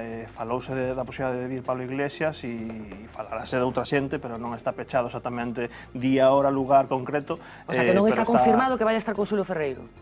bueno, Podemos estará con Xulio Ferreiro todas as veces que Pablo Iglesias, todas as veces que faga falta estaremos e estamos pendentes de confirmar. Non é unha cuestión que sexa exclusivamente de Podemos, sino que hai que confirmar. Hai distintos partidos que apoian a Marea Atlántica e entendemos que, pues, de un punto de vista, calquera acto que se faga, pues, contar coa presencia de Pablo ou de Xosé Manuel Beiras ou de Yolanda Díaz neste caso, que son os tres partidos pues, de maior relevancia que apoian neste caso a Marea Atlántica, pues, sería positivo. Vexote con dudas que non entendo moi ben. Non son dudas, é dicir, hai que pechar o que serían os actos que se poidan apoiar, simplemente, non hai ninguna dúbida. É dicir, hai unha cuestión de axendas e hai unha cuestión de ver como organizarlo. Domingos, algo que apuntar sobre todo isto? Sí, vamos a ver, eu simplemente unha pequena valoración persoal. Eu a estas alturas xa teño casi me fai falta un colacao, non por decirlo así, porque non acabo de entender... Para botarlle droga. Exactamente. Non acabo de entender exactamente cal é a diferencia, porque, é dicir, entre apoiar unha candidatura municipal pero non permitir que ninguén se presente nesa candidatura municipal, non? É un pouco, é dicir, este discurso dos vellos e os novos partidos pareceme un pouco capcioso, non? Sobre todo porque entre os vellos partidos hai un que lle leva máis de 100 anos ao outro e bueno, por non falar máis, non? E hai outro que ten moitos anos tamén e casi pode ter aspectos moi similares ao programa que vimos aquí, non? En todo caso, o que podemos ver son partidos per se e os partidos todos teñen aspiración a poder ostentar algún día o poder e en eso se establecen as relacións e as dinámicas e todos son parte do mesmo, non? O que non acabo de entender e iso, mira que o intento de alguna forma abstraer, non é como se pode tomar orgánicamente decisións de vamos con esta candidatura, vamos con esta outra, como pode o responsable máximo da organización incluso eloxiar de alguna forma a candidata de Madrid, non? Ter un papel activo nestas municipais, pero por outro lado estamos impedindo pois tamén, non? Que xente da propia organización pois participe activamente nas municipais. Eu vexo que hai un punto contradictorio que non sei se é un pouco de meterte pero solo con la puntita ou de protexerte de alguna forma para que despois o morrazo non sea moi grande e non nos afecte para xerais, non? É dicir, eu a impresión, digo sinceramente é a impresión coa que me quedo e non acabo de entender, por eso dicía o do colacao, porque realmente a estas alturas xa... Explico brevemente e de forma concisa. A cuestión aquí non é que se impida presentarse a xente. Hai xente de Podemos que participa de candidaturas de Unidade Cidadá. Aquí a diferencia radica en que hai unha responsabilidade política como tal. Entón, esa responsabilidade política é un cargo orgánico de Podemos, unha secretaría xeral, e está encabezando unha lista cidadá cando Podemos di que non se presenta ás eleccións municipais. Simplemente, creo que é bastante sinxelo entendelo.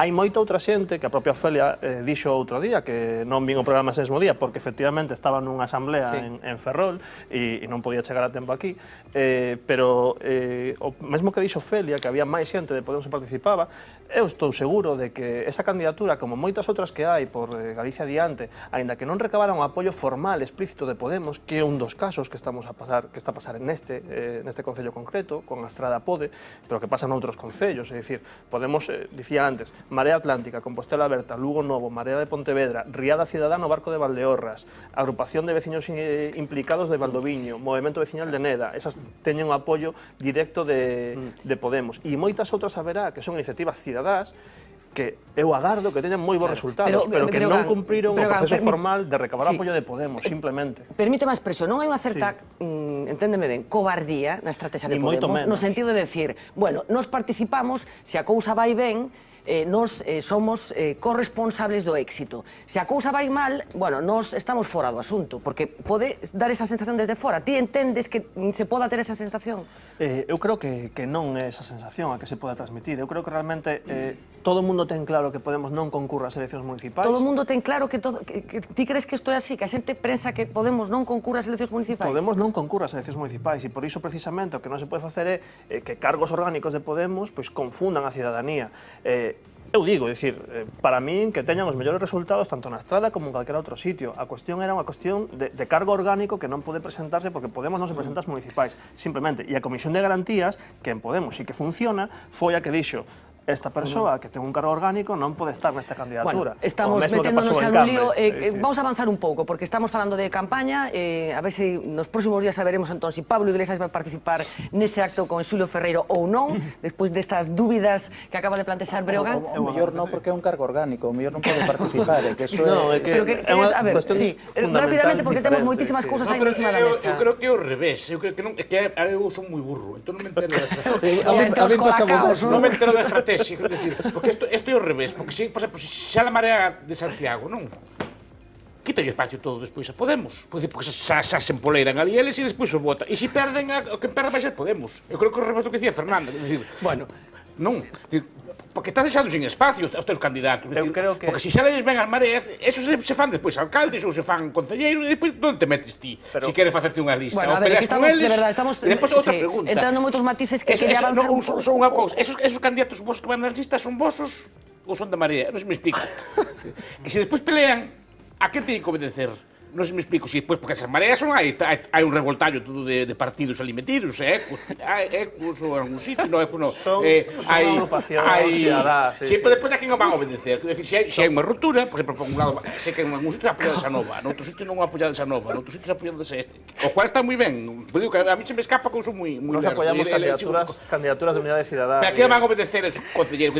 Cando se poñan aí na mesa... Que xa pasou en Ague, por exemplo, en Ague tiveron problemas. Claro, con que se vai o concelleiro? Con vos ou coa Marea? Todas estas candidaturas de unidade cidadá, todas estas candidaturas teñen os seus propios documentos éticos, políticos e organizativos, co cual, teñen o seu propio regulamento, por así decirlo, para poder xestionar ese tipo de cuestións. A ver, veña, que non me quero meter máis neste asunto, porque de verdad que temos mil temas aí que abordar.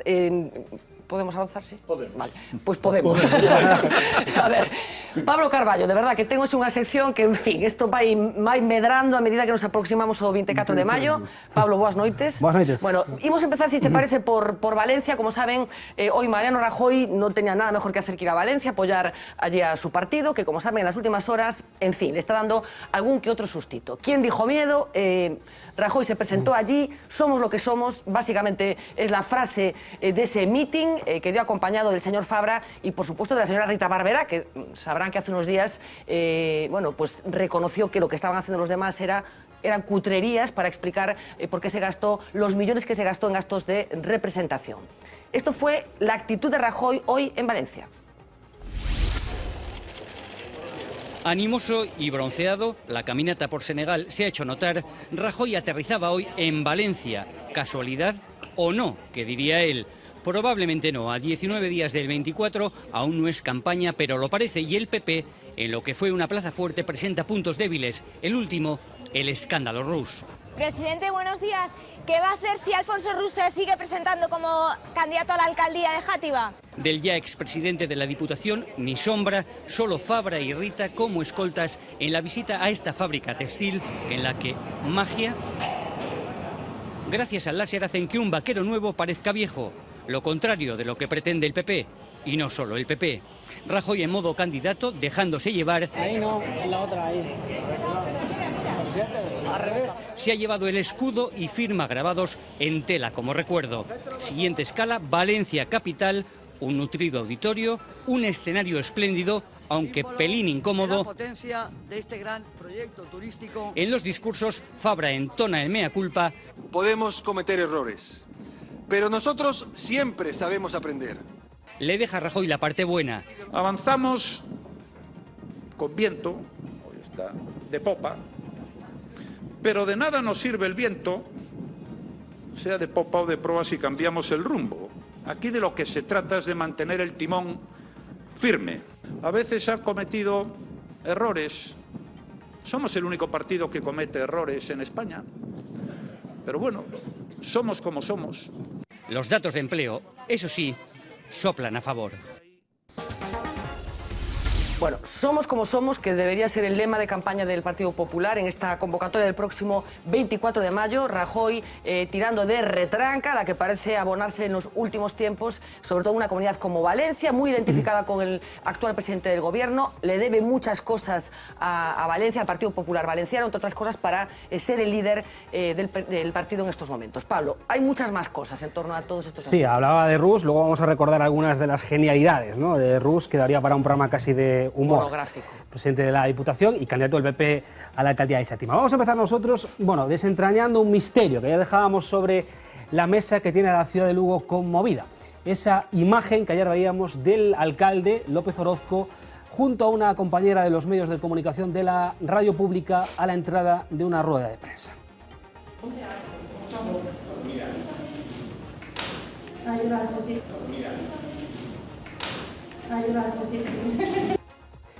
Bien, Orozco nos ha visto y lo primero que ha hecho hoy, o lo que ha querido hacer, es, antes de contestar cualquier pregunta de los compañeros, es aclarar el misterio. Esto es lo que hacía Orozco.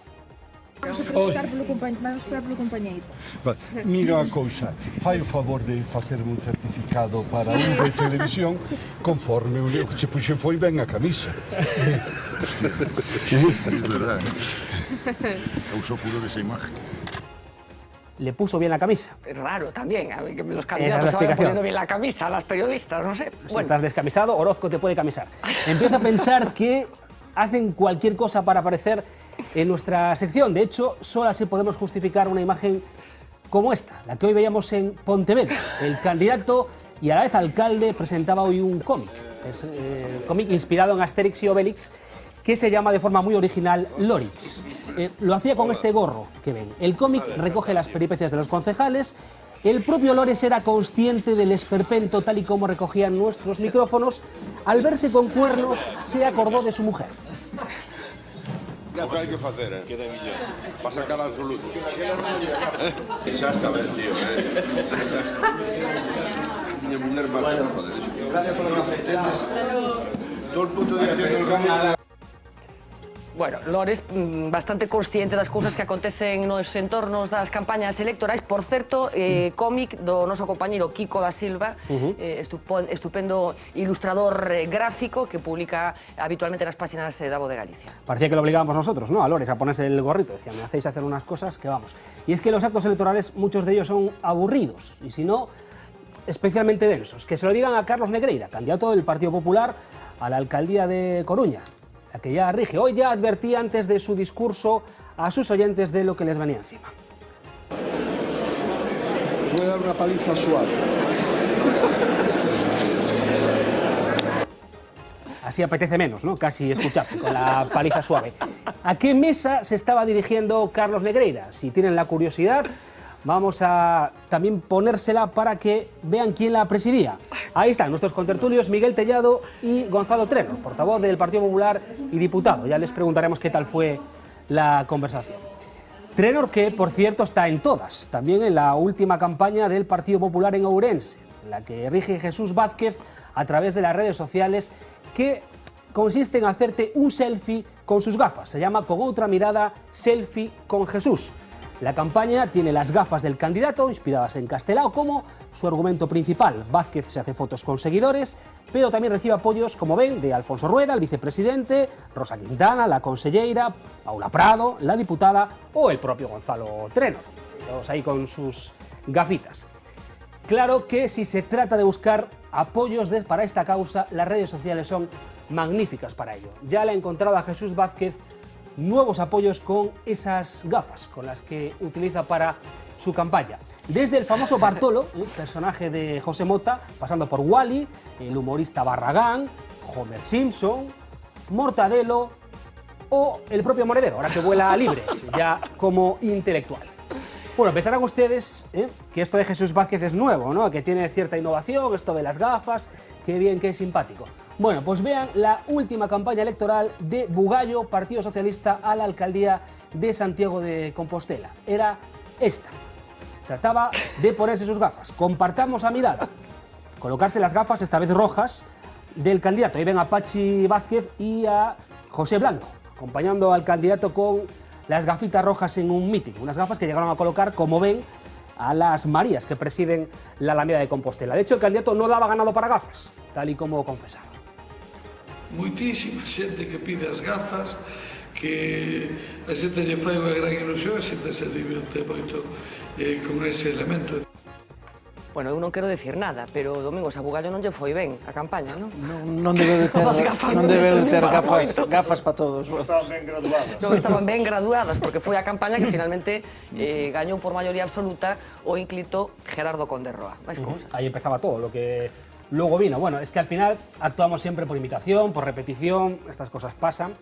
Y si no, que se lo digan a Abel Caballero. Hoy visitaba la Fundación Galega do Metal. Ahí se construyen, entre otras cosas, piezas para barcos. Y claro, Abel Caballero es escuchar la palabra barco y ya le pasa esto.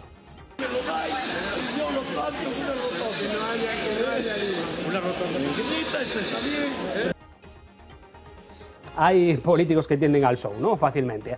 Antes hablabais de Alfonso Rus, uno de nuestros también últimamente favoritos. Candidato a la alcaldía de Xàtiva, presidente de la Diputación, ya saben, de Valencia, capaz de reírse de discapacitados que le solicitan accesos en una playa, reírse de sí mismo, reírse de sus votantes, abiertamente, y, como no, de sus oponentes. Ven algunos de sus grandes éxitos. Pregúntale al minusvàlid, a veure. Agarrem cordes? Sí, pregúntale a ella a veure si pot agarrar cordes. Vaig dir, portaré la playa en Xàtiva. I se van creure. Si jo me porto la playa i agarro i s'ho creuen tots, seran burros i me van votar. Lo que no va dir es que era el viento. Las orejas de Rubalcaba, el movimiento. El del sonido, dale más voz. Que soy bajito y no me da voz, no me ven. Zapatero fue un terror, Zapatero fue un terror. Pero mira que disfrutas bastos, ¿eh? ¿Qué te parece? Bueno, disfruto... Supoño que hai formas aquí de facer política parecidas en Galicia. Sí? Lembrache alguén? Sí, pero lembrame no sentido de que, efectivamente, que ao final era este seguramente o que repaña os votos e o señorito que os disfruta. O sea, ti concordas con esta forma de facer política? Non sei se concordo ou non, pero desde logo é máis próxima a ciudadanía que os outros. E o que venga agora de xefe andaba a chorar a este que o apoyara cando foi el candidato a presidencia da autonomía, que non iba a ser el, entón andaba a chorar. O momento máis importante de Rusia é cando se lle escoita decir 8.000, 9.000, 10.000, 12.000, ya tengo 2 millones de pesetas. El sonido, a mí me parece, la banda sonora, a mí me parece... Pero a mí me parecen unos personajes que hay que erradicar. Non é cousa solo de Galicia, No, pero hai que erradicar. Valencia, desde logo, non ten nada que ver. Non é un exemplo. A ver, ainda quedan un par de cousillas máis, Pablo. Un par de detalles. Lo veíamos cantando y al final, desde luego, no es lo suyo. No sé qué le da a los políticos por cantar últimamente. Veíamos a Carmona el otro día por Frank Sinatra. Perpetrando una canción de Frank Sinatra. Que hay que tener... Sinatra no se puede defender. Ada Colau ha grabado su vídeo electoral también en Barcelona y también lo ha hecho cantando, el Run Run. El Run Run en las plazas, el Run Run es defender el bien común, imparable es el Run Run.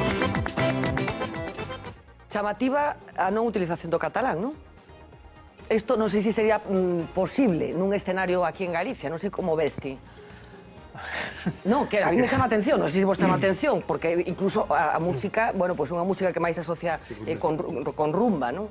Rumba catalana. Bueno, pero creo que non ten maior relevancia, dicir, que oído que é unha canción sin máis... É a candidata, insisto, a alcaldía de Barcelona, Sí, sí, pero entendo que poderá facer a canción en castelán, igual que moitos dos documentos e moitas das intervencións que ten son en catalán tamén, sin un tipo de problema. Pero ti verías o candidato de Podemos á alcaldía de Santiago de Compostela faría un vídeo en castelán? A min personalmente gustaríame que falara en galego. E entendo que Podemos, como tal Secretaría de Plurinacionalidade, entende que coidar as linguas é algo fundamental.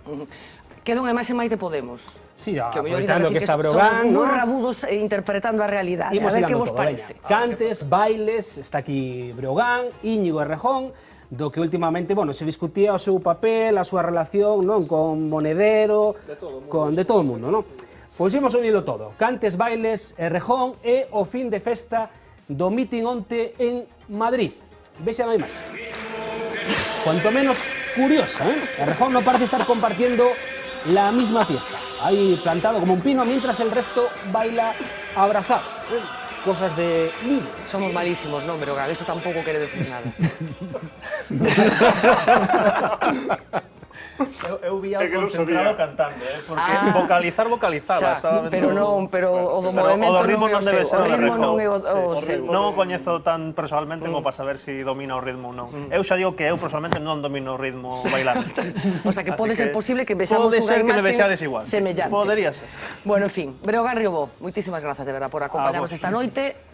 Agardaremos o luns para saber se Pablo Iglesias, por certo, pode vir a este plató e nos repetimos o que acontecía hai un ano aproximadamente, cando Pablo Iglesias non era tan coñecido como agora, pero que estivo aquí con nos... cando tú cora xente normal. Exactamente, dándonos unha gran noite. Así que a ver se o convences para que nos acompañe o próximo lunes. Ahora, como xa non é xente normal, o mellor dice que non. Agardaremos que poida vir. E unha cuestión, porque antes vendo a Gonzalo aí no miten de Negreira e outro día comentaba sobre min a non disponibilidade para atender unha chamada de teléfono e tal, que conste que eu estou disposto a vir todas as semanas se o programa quere, sin ningún tipo de problema. O que pasa que outro día tiña unha asamblea en Ferrol, xa estaba indo de camiño. Dende a dimisión de Monedero, bueno, pasaron uns cantos días que efectivamente non tivemos... Foi xusto o xoves, o programa vai de lunes o xoves. Breogán, perdón, e seguro que temos ocasión de que voltes por aquí. Insisto, graciñas por acompañarnos esta noite. Bueno, decíamos, vamos falar de Vázquez Barquero, do lío do PSDG, e vamos falar tamén de Francisco Franco. Vale.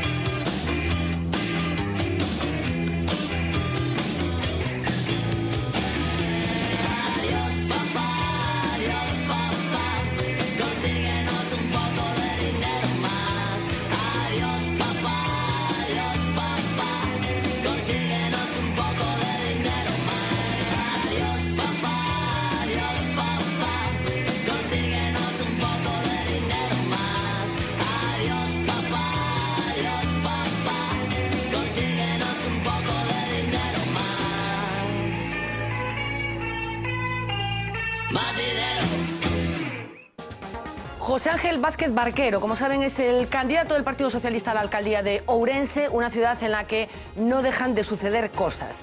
En las últimas horas hemos sabido que ha sido imputado por haber cometido un presunto delito de prevaricación. Forma parte de una comisión de gobierno en la que se había tomado una decisión que después comentaremos, que finalmente ha llevado a Barquero a esta situación judicial. El problema es que hace unos meses, cuando competía con Parchi Vázquez por ser precisamente el candidato a la alcaldía de Ourense, se llenó la boca diciendo que en el caso de que él resultara imputado, renunciaría a esa candidatura. Hoy, donde dije digo Diego. E aquí el dilema. Decidir entre a coherencia coas declaracións de 1 de decembro e as responsabilidades que se foron asumindo a partir desa data. E eu, a hora de elegir, pondero moito máis as responsabilidades asumidas que non a coherencia con respecto a unhas declaracións feitas nunha data, por certo, fai 5 meses. Entonces, el candidato socialista aseguraba que de verse imputado dimitiría y no se presentaría a las elecciones. Hoy Vázquez Barquero, como todos los demás miembros de la Junta de Gobierno que en 2013 nombró a Carmen Rodríguez directora xeral del Concello de Ourense, está imputado por prevaricación. Actuamos sempre con boa fe, entendendo que tomábamos as decisións no marco da lei, como, por certo, así decían os informes dos técnicos municipais. El caso es que Vázquez Barquero seguirá al frente de la candidatura del PSDG. Eu quero ser o próximo alcalde desta cidade. El actual alcalde defiende también la legalidad de la decisión de la Junta de Gobierno imputada, de la que él formaba parte, y apoya la decisión de su compañero. Eu estou convencido que o vai a facer moi ben. Eu estou tamén convencido que os cidadáns entenderán esta situación. Pero quienes no lo entienden de ninguna manera son sus rivales. Eu creo que sí debería de adoptar outra decisión, e creo porque está a tempo todavía de non facer máis dano. Nos creemos que non hai responsabilidade sin coherencia, nin coherencia sin responsabilidade. Me parece genial desde un punto de vista surrealista, y la excusa que dio pues podría ser típica de un capítulo de Los Simpson. La imputación del candidato socialista no es algo aislado, de hecho nadie recuerda un mandato tan convulso como este en Ourense. La caja de los truenos se destapó con la detención dentro de la operación Pokémon del entonces alcalde Francisco Rodríguez. A partir de ahí todo fue un suma y sigue de polémicas de todo tipo e imputaciones, hasta culminar en la de hoy. Que lle bota a culpa ao Partido Popular desa imputación. É unha excusa de mal pagadora que fai o señor Barquero. Creo que los grandes protagonistas hemos sido nosotros, que hemos destapado casi todo, aunque no este caso. Creo que este é un mandato para pasar páxina, que a cidade de Ourense precisa nunha nova etapa política. Pero el candidato socialista está tranquilo. Estou baixo amparo do Código Ético do partido. Orgulloso de hablar sin tapujos. E digo as cousas como as sinto. Hubo algo que dijo sin acabar de decir. Eu falo con moita xente, intercambiamos puntos de vista, cada un di o que considera. A quen lle toca asumir responsabilidades é a min. Non? A quen lle toca ser coherente ou incoherente é a min. Eu son unha persoa transparente, todo o mundo sabe o que opino. E cando me preguntan, resposto. La pregunta era bien simple, si el secretario general de su partido, José Ramón Gómez Besteiro, estaba al tanto de su decisión de seguir siendo candidato. Bueno, ¿y qué ha dicho Besteiro de lo que hoy ha pasado en Ourense? De esa rueda de prensa, ¿qué opina el secretario general del PSDG? Escuchen bien, porque se aferra a la lista de llamadas que tiene que atender cada día. Falou con Barquero, si lle dixo que non tiña ninguna intención de dimitir, porque el hoxe falaba de que non lle tiña comunicado a súa intención de... Bueno, é que isto non se trata de si me comunican a mí personalmente ou non, sino o partido coñecía as declaracións que fixo o señor Barquero, creo que fai escasamente media hora, me parece, por tanto, a esa decisión é a que fai o propio candidato e que, por tanto, todos asumimos, non? Tampouco falou con Pachi Vázquez, non sei se... É verdadeiramente algunhas obsesións de en que momento se fala e cando se fala. Non habrá inconveniente, eu pasarei a calquer medio de comunicación con cantas persoas falo ao largo do día, o que espero que tamén as lean, as cantidades de persoas que as que eu falo, e diga, pero non teño inconveniente en facilitar unha axenda de contactos intensa desde, por certo, para todos, debería ser así, non? Debería que todo o mundo lle preguntaran con canta xudidade falan. Outro día me comentaban en Madrid en relación co Partido Popular cantos se falan do Partido Popular, que lío interno teñen, pero bueno, créame que non é a miña preocupación con quen fala o señor Feijóo, pero bueno, se resulta de interés, cantas veces falo cos compañeros de partido, creo que van a facer falta moitos folios e moitos gigas para recoller toda esa información, pero bueno, pode ser que sexa eso, eu creo que os ciudadanos están preocupados polo seu futuro, a verdade é que hai xente que está pasando moi mal, moitísima xente, eu non vou a contribuir a unha aportación a este mundo da política simplemente porque falo que non falo, pero bueno, o direi, cando me pregunten con quen falei desde a mañá, por certo xa levo falado por lo menos con 50 persoas, rendirei contas tamén diso, non? Está moi ben todo o que dixo o señor Besteiro, minuto e medio de declaracións, a pregunta era moi concreta, se falara con Vázquez Barquero, non contestou, ni siquiera dixo desa lista de 50 chamadas, se algunha delas fora con Barquero, porque últimamente o chaman pouco a Besteiro domingos, non? Sí, non lle debe gustar falar moito por teléfono, pero non sei se Vázquez Barquero dimitirá ou non, parece ser que non, pero quen está ao borde da dimisión parece que é o candidato de Lalín, non? Que estaba ao lado de Gómez Besteiro, porque falaba, enrollábase, e o pobre de Nico González Casares estaba aí con cara de póker, como Déxame que completemos un pouco todo o que aconteceu en torno a este tema. Enseguida seguimos falando, pero Pachi Vázquez, o terceiro en discordia, prácticamente 24 horas despois de que Vázquez anunciara que deixaba o Parlamento galego para sentarse no banquiño dos acusados e gañar un pouco de tempo, 24 horas despois, decía, saltaba esta historia de Vázquez Barquero. Que dixo hoy Pachi Vázquez da situación procesal de Barquero? Escoiten. Eu creo que a gasolina que move o motor da política é a coherencia, non? A coherencia.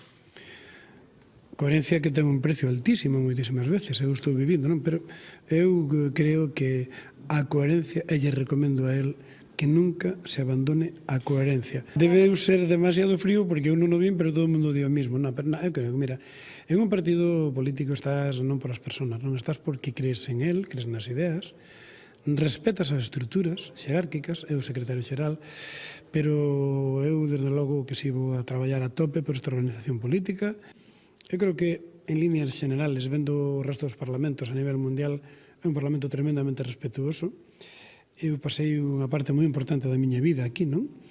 E, de feito, cando eu dixen que dimitía, unha das cousas era por non facerlle daño a esta institución. Non? Eu non teño por que deixar a política. Primeiro, porque teño a conciencia tranquila. Segundo, porque ainda que estou vivindo un momento moi difícil, estou plenamente convencido de que estou facendo o que teño que facer. E terceiro, porque ten que haber sempre xente en política, non? Entón, eu estarei aí sempre. A línea sí que non o sei, pero aí estarei. Bueno, Pachi Vázquez estará con nos aquí mañá en directo en Vía V. Miguel Ascón, moi boa noite. Buenas noches. Bueno, estabas hace unos días aquí con nosotros analizando esa encuesta de sondaje. Hoy Ourense vuelve a ser otra vez noticia. Como no tiene por qué saber todo el mundo qué ha pasado en Ourense, bueno, ¿cuál es el motivo que se esconde detrás de esta imputación de Barquero? Bueno, el motivo que se esconde detrás de esta imputación de Barquero es que en el año 2013, en junio, si no recuerdo mal, la Junta de Gobierno acordó el nombramiento de Carmen Rodríguez Acosta, que es la secretaria general del PSOE a nivel local, como directora xeral de personal. Hasta ese momento se ocupaba de esas mismas funciones como concejala no electa, pero una sentencia del Tribunal Supremo, que no era sobre el caso de Ourense, pero que afectaba a todo el territorio nacional, suprimió esa figura. Entonces, de un día para el otro prácticamente, pues el gobierno local decidió mantenerla en sus funciones, creando esta plaza de directora xeral. En pocas horas, como decías. Carmen Rodríguez Acosta, que por cierto es la número 2 de la lista de Vázquez Barquero. Sí, ese es otro factor que es curioso en esta historia, ¿no? El problema por el que Barquero está imputado es el nombramiento de la que es ahora su número 2 en la candidatura, sí, exactamente. ¿Quién denunció esta situación? Porque ha habido denuncias expresas por parte del Partido Socialista que relacionan al Partido Popular con esta operación judicial. Esta denuncia la presenta el sindicato USO, primero por la vía contenciosa administrativa, y un juez concluye que sí, exactamente, que tiene que anular esa plaza porque era para ese tipo de funciones las debería desarrollar una persona con un perfil apolítico y bueno, pues la elegida pues en los últimos 10 años, según dice la sentencia, todos sus trabajos eran de confianza, es decir, que no había accedido a ellos a través de los principios de mérito y capacidad. Sí, ¿por qué, Miguel? ¿Por qué, en cualquier caso, por qué el PSDG dice que está el PP detrás de esta situación? Sí, bueno, ellos dicen que está el PP detrás de esta situación porque, bueno, el que era líder del sindicato USO en el Concello hasta que se convirtió en concejal es José Luis Valcarce Baiget, que es, como digo, concejal del PP en el ayuntamiento, y porque en la candidatura que presentan para las elecciones del próximo día 24, la que ocupa el puesto número 16 es Estela González, que es otra que es hasta ahora dirigente del sindicato. Yo le voy a recomendar a Pablo Iglesias que deje de ver Juego de Tronos y que se vaya directamente al Ayuntamiento de Ourense. Porque, Miguel, tú que sigues al minuto la política ourensana, ¿llevas la cuenta de cuántas imputaciones pesan sobre cargos electos del Ayuntamiento desde que se inició este mandato? Pues la verdad es que el número ahora exacto no lo conozco porque hemos hecho muchas informaciones haciendo balance de cuántas imputaciones hay, pero la verdad es que en las últimas semanas, en los últimos meses han caído algunas de esas imputaciones. El alcalde hoy mismo decía que hay que tener cuidado con cómo se valora el hecho de que un político esté imputado o no, porque él estuvo imputado en 3 ocasiones y en 3 ocasiones se archivó esa imputación. Ahora vuelve a estarlo en este caso, en el mismo caso que estaba Vázquez Barquero. En cualquier caso, hablamos de decenas, quizás, si se computaran todos las imputaciones. Si empiezas a sumar todas las que suman cada uno de ellos, pues sí, se supera la decena, no sé ahora mismo cuántas habrán sido, pero sí muchas. En cualquier caso, una situación insólita. La situación de Barquero, ¿ha acusado Vázquez Barquero esta imputación? Bueno, hoy la verdad es que te quiso transmitir una imagen de tranquilidad. Se le veía quizás un poco más nervioso que en otras ocasiones, pero la verdad es que estuvo bastante tranquilo en su intervención, a pesar de tener ante sí pues el hecho de tener que decir que se desdecía de sus palabras. Ya para terminar, Miguel, curiosamente, hace 24 horas Pachi Vázquez renunciaba a su acta de diputado. Recordemos que compitió con Barquero por ser candidato a la alcaldía de Ourense por el PSDG. ¿Qué papel está jugando Pachi Vázquez en todo esto? O, en cualquier caso, si crees que puede llegar a jugar un papel en el futuro. Hombre, habrá que ver cómo termina su historia judicial. Él mismo, en las declaraciones que acabáis de poner, deja la puerta abierta a volver y es un animal político. Me imagino que va a querer volver. El apoyo de los suyos en Ourense lo tiene. Hubo un comunicado que distribuyó la secretaria de organización, María Quintas, que es diputada autonómica también, a todos los cargos del partido en Ourense, en el que consideraban esta dimisión como un paréntesis, que iban a seguir contando con su consejo sabio y que era para ellos un referente, nuestro amigo y nuestro líder. Amado líder, les faltó poner. Nuestro amado líder. Miguel, un placer como siempre. Muchísimas gracias. Gracias a ti. Un besito. Buenas Domingos, decimos que Pachi renuncia. Él dice que para someterse a lo que decida la justicia, lo que es cierto es que él va a ganar tiempo con esta decisión porque cambia de tribunal, cambia de instancia, digamos, su causa deja de estar en el Tribunal Superior de Justicia de Galicia y pasa a la justicia ordinaria al perder la condición de aforado, ¿no? Exactamente. De alguna forma, todo o traballo feito a toda agora non serve, xa non vale para nada. Entón, remitirase todo o expediente a un xuiz novo de primeira instancia, terá que iniciar todo e, bueno, pues claro, evidentemente a xusticia neste país xa sabemos o áxil que é e podemos estar falando de meses, en calquer caso, despois das eleccións municipais. Meses, incluso, bueno, podrían ser incluso bastante máis dun ano, non? Bueno, é un tempo que gaña e un tempo que esta dimisión de Pachi o que lle permite a él manter intactos os seus dereitos políticos dentro do Partido Socialista. Porque non perde a militancia. Non perde a militancia, porque no caso de que se lle abrira xuizo oral o Tribunal Superior, é dicir, que pedirá o suplicatorio e todo eso ao Parlamento, Pachi sí que tería que ser expulsado do partido ou suspendido cautelarmente de militancia. Que prolongar a agonía ano e pico, non? É dicir, eu imagino cando estás ante un tema destos o que queres é resolvelo, sobre todo se estás tan convencido como está él de que é inocente, non? Pero es que prolongar... Supoño que depende do papel que queiras xogar. Eu penso que hai que coñecer o personaje, falaba Miguel, que Pachi é un animal político, ou mellor máis animal que político, eso depende, non? Eso vai un pouco para... Pero, bueno, en todo caso, el sí que está moi ao tanto de todo, e Pachi nin vai para casa, nin vai exactamente para dedicarse en corpo e alma aos Sergas. Pachi vai para facer política de outro lado. Pachi vai para a trincheira do Ourense. Pero a trincheira disparando contra Besteiro? Totalmente. Totalmente, o sea, mañán xa veremos probas de Nunha entrevista que aparece nas páxinas da Voz que creo que se despacha a gusto, non? Exactamente. Entón, quero dicir, Pachi dispara contra Besteiro, Pachi dispara contra o seu adversario nas primarias locais, porque, vamos a ver, de algún xeito tamén Vázquez Barquero está pagando agora a fachenda que tivo, non? A súa soberbia, porque esas declaracións ás que ele se remitía de decembro nas fixo porque sí, porque de repente non se levanta un concelleiro e di a min se me imputan, pois eu dimitei. Non, el dixo eso con toda a intención para meterlle un bo ferretiño a Pachi Vázquez que el xa estaba imputado. Pachi xa estaba imputado e, por tanto, Barquero, ou que era o seu rival político, pois veulle a dicir... É unha estratega lamentable. Voulle a dicir que se eu estuvera imputado, pois non sería candidato. En fin, hoxe tense que comer todo eso. E é de agradecer, en todo caso, polo menos, que non haxa que agardar a despois das eleccións, que xa haxa políticos antes das eleccións que xa admitan que son incoherentes, non? É dicir, eso é, eu non coñezo ningún precedente, non? Pero ven de Ourense directamente, vamos a establecer ali, non sei... A verdade que nos últimos tempos temos asistido a cousas que nunca asistiramos, non?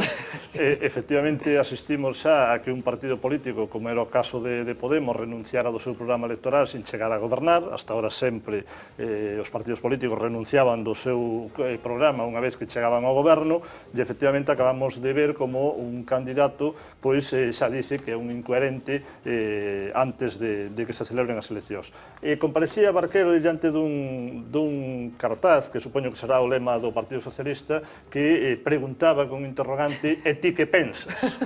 Bueno, pois vai ser moi difícil de explicar aos cidadáns de Ourense que fai 5 meses dixera que si era imputado que dimitía inmediatamente e agora que non o faga. Evidentemente non o fai porque o Partido Socialista ten un problema grave. A número 2, como xa se comentou aquí, é a que desencadenou toda esta situación, co cual, pois, aínda sería se cadra máis surrealista, que dimitir a él e que a número 2, que foi a que por él o imputaron e ten que dimitir, pois fora a candidata, entre outros méritos tamén ten o de ser a dona do alcalde de Entrimo do Partido Socialista, e dai se deriva pois toda esta carreira política que leva en Ourense, pero isto vai a ser moi difícil de explicar para o Partido Socialista, non? E pois ten ainda un problema legal engadido, como xa sabedes todos, a día de hoxe non é posible cambiar as papeletas, o cual tamén ainda sería moito máis surrealista que dimitira, pero seguirá aparecendo nas papeletas. O PSOE ten un problema gravísimo, semellante en algunhas cousas no fondo, pero o que pasou en Compostela cos concelleiros do Partido Popular, que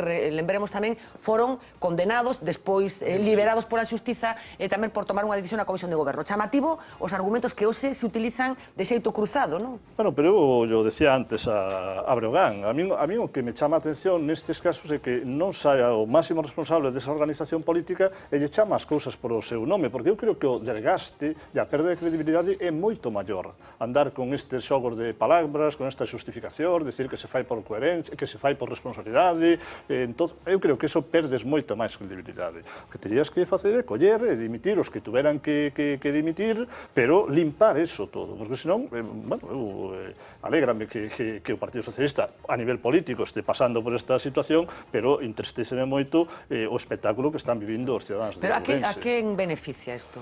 Bueno, pois eu espero que beneficie a partidos políticos que presentamos unha opción e que presentamos un proxecto e unhas persoas con uns valores que están moi por encima desto que estamos vendo que está ofrecendo o Partido Socialista. Eu son totalmente contrario aos códigos éticos.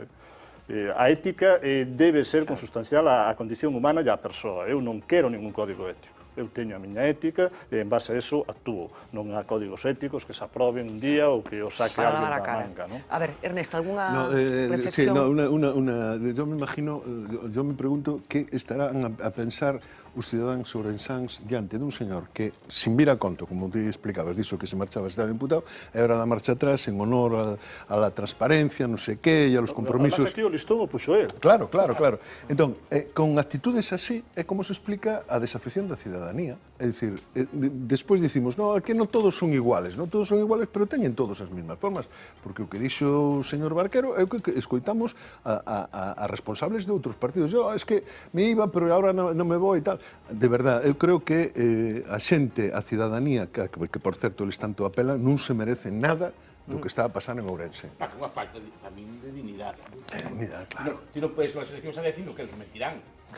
No, este vai, ¿Qué? Pues que pasa, y sí que se puede mover de que está impresa, sí que pode dimitir, pode dimitir, pero tamén pode... Pasou en Ourense co candidato de unhas autonómicas. Pero sigue aparecendo aí. Pode pasar en Játiva, pero é unha decisión personal. É o que pretende o PP que pase en Játiva. Sí, non, é que tamén hai de pasar o mesmo fenómeno. Mañá, como decimos, estará con nos aquí en directo Pachi Vázquez. Leeremos con fruición a primeira hora mañá esa entrevista que publica La Voz de Galicia, precisamente con Vázquez, que teño entendido que promete, así que pendentiños de esa entrevista nas páxinas do xornal. Hoxe houbo sesión no Parlamento, ali estaba, como sempre, Domingo San Pedro, Pilar Rojo, pasou uno mal, e esta vez non foi culpa de Beiras. Claro, vamos a ver, señora Paz, o que quedaría por votar é a adición dos puntos 4 bis e 4 ter da emenda socialista. A do Grupo Mixto estaba incorporada no punto... Non está incorporada, do Grupo Mixto non a votamos. É o que lle estaba a decir. Vamos a votar o 4 bis e o 4 ter da emenda socialista. Votamos. Vamos a ver. No, señora Paz, o mellor eu creo que o que votamos foi os puntos 1 e 2, os puntos 3 e 4, a adición do Grupo Socialista, e agora votamos a emenda do Grupo Mixto. Non, la votamos como emenda completa. Pois a ver, que puntos quere votar vostede? Pois, señor Puy, explíquenlo vostede, a ver se con vostede se entende mellor que comigo. O único que faríamos a votación do punto 1 e 2, repetímola coa emenda incorporada do Grupo Mixto, que dá igual. Entón, se lles parece... Perdón. Escrito que quere que votemos e punto, porque al final, senón, non nos poñemos de acordo. Bueno, ao rematar este momento, Pilar Rojo pediu perdón por este lío, que eu non sei, Domingos, que indica. Vamos a ver, eu penso que hai poucos diputados no Parlamento que teñan un coñecemento do regulamento, pois como pode ter Teresa Paz, que estuvo aí sentada a carón de onde está Pilar Rojo. Claro, Teresa Paz é a diputada que veíamos que facía ese xesto. Foi vicepresidenta do Parlamento tamén durante a etapa do bipartito e coñece ben, ademais é funcionaria de Xustiza, coñece ben os regulamentos. E coincide, ademais, aquí, en que hai un grupo que é o BNG, que se considera aldraxado de todo este cambio, este pequeno cambio das reglas de xogo feita auspiciado por Pilar Rojo no Parlamento, que lle rebaixa un pouquiño o cupo de iniciativas, entón o BNG, de alguna forma, e a pequenas pingas, pois vai soltando e metendo así en estos líos, non? De vez en cando, meténdolle estes líos co regulamento, pedindo votacións separadas ou pedindo as votacións xusto despois de tal. Entón, claro, Pilar Rojo, que antes estaba moi acostumada a levar unhas sesións que tiña que dominar máis o regulamento, que tiña que dominar máis. Pilar Rojo leva 6 anos. Claro, pero a que tiña que dominar o regulamento era Pilar Rojo, non Teresa. Que vai ter que traballar bastante máis é Sarmiento, que é o xurista do... Que era o que se achegaba a ela, non? Para explicar un pouco que estaba contando. Estábamos viendo ese momento en el pleno del Parlamento de Galicia y nos vamos a ir a Lugo porque ayer en el Ayuntamiento la Corporación Municipal votaba una serie de proposiciones promovidas por el Grupo de Gobierno, como saben, encabezado por el socialista Xosé Clemente López Orozco, con la historia de siempre. Francisco Franco, por si no lo sabían, hasta ayer mismo era alcalde perpetuo de la ciudad de Lugo. Así que Orozco y el grupo del PSOE, apoyados por el bloque, decidieron retirarle esos honores a Franco y a otras personas. María Quevegato, ¿qué pasó? Ya no es, Fernanda, ya no es alcalde honorario porque Lugo ha retirado los honores a Francisco Franco, quien hasta ahora, como decíamos, era alcalde honorario perpetuo de la ciudad de Lugo. Él llevaba siéndolo desde hacía 61 años. Ayer quedó retirada tanto la declaración de alcalde honorario que se dio a Franco en los años 39-42, así como la de alcalde honorario perpetuo que se le concedió en el año 1954. Fue una propuesta del BNG que, por cierto, ya lo había sometido a pleno en el año 2006. Entonces no se aprobó la retirada del título porque se consideró que no procedía, ya que el exdictador ya estaba muerto. Francisco Franco, alcalde honorario perpetuo, que este expediente fora iniciado o seu procedimento motivado por unha moción do Grupo Municipal do BNG, pero que en aquel momento decía que despois de haber fallecido pois non era necesario traer isto a pleno. 2006. Xa non me acordaba eu desa iniciativa, anda que non choveu xa desde 2006. E desgraciadamente neste Concello poucas cousas cambiaron nese ámbito. Esta é unha decisión de carácter político e que demostra as claras a ideoloxía de cada quen. La decisión, Fernanda, salió adelante con los votos del PSOE y del BNG, pero el PP votó en contra. Debido a la ausencia de la concejala del BNG, Cristina Ferreiro, por una lesión, hizo falta el voto de calidad del alcalde Orozco para que la propuesta pudiera salir adelante. El PP matizó que su voto en contra no estaba relacionado con los títulos de Franco, sino con la retirada de la medalla de oro de la ciudad al que fue gobernador civil durante la dictadura, Antonio Pedrosa Latas. Ellos sostienen desde el Partido Popular que en este caso no se aplicaba la ley de memoria histórica. Que estamos de acordo en cumplir a lei de memoria histórica, solo faltaría en cumplir a lei, e estamos de acordo co informe, co contido do informe do señor secretario. É dicir, votaríamos a favor de cambiar as rúas das 3 que dice o informe do señor secretario que incumplen a lei de memoria histórica en contra das outras rúas. Un pleno muy polémico porque los ánimos se calentaron cuando una concejala del BNG acusó a Orozco de cobarde por intentar colar en el callejero una calle dedicada a Manuel Fraga. La propuesta finalmente fue retirada, pero Orozco ayer quiso reivindicar la figura de Fraga. Dijo que Fraga era uno de los padres de la libertad y que las personas, Fernanda, pueden evolucionar. Bueno, pues, en fin, hay que hacer otro mapa. Hoy llevamos una noche que de verdad necesitamos varios mapas, varios colacaos, efectivamente. Orozco ya hablaba de lo que ayer pasaba en ese pleno. Eso teño que explicar eles. Eu creo que, bueno, pois que demostra como son, demostran o que pensan e demostran, bueno, pois a súa circunstancia. Pero a eles que o expliquen. Bueno, ¿algo que opinar sobre esto, Ernesto? Bueno, yo creo que el Partido Popular tiene un problema de conciencia siempre que se plantea algo de Franco, del franquismo, de la memoria histórica y tal, tienen ahí algo que no les funciona y entonces ellos votan en contra de, o sea, a favor de quitarle lo de alcalde perpetuo, que habrá que recordar que Franco se murió en el 75 y estamos en el año 2015 y claro, es que llevamos ya unos cuantos añitos sin Franco, afortunadamente, y el Concello de Lugo desde entonces no ha tenido eso. Pero bueno, a lo que iba. El Partido Popular tiene un problema de conciencia con el franquismo y todas estas cosas. No olvidemos una cosa que yo, sabes, Fernanda, que repito mucho, que es que el suegro del hasta anteayer casi ministro de Justicia, el señor Gallardón, preside todavía a día de hoy una asociación franquista. La Fundación Francisco Franco, nada menos, ¿no? Entonces, yo creo que en esto hay que ser tajante. Hay que ser tajante y si además estamos en Europa, ya hay una ley de la memoria histórica, imaginemos lo que pasaría en Alemania o en Italia si equiparasen para eso. Y después respecto a Orozco, yo creo que Orozco quiere jugar un papel de buenísimo y claro, y lo lleva, por ejemplo, a meter en cuestiones como la de Manuel Fraga. Manuel Fraga, se diga lo que se diga, pues tiene una etapa de su vida pues que a lo mejor